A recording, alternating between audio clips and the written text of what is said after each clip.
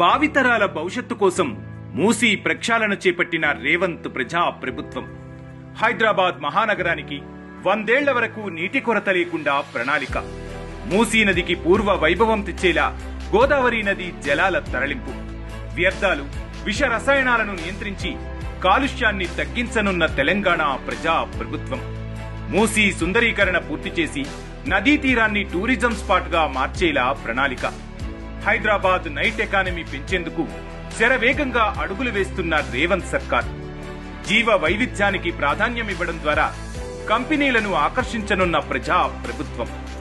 యువతకు మెరుగుపడనున్న ఉద్యోగ ఉపాధి అవకాశాలు. మూసీ ప్రక్షాళనలు పేదలకు ఎలాంటి నష్టమూ జరగకుండా చర్యలు చేపట్టిన రేవంత్ ప్రజా ప్రభుత్వం.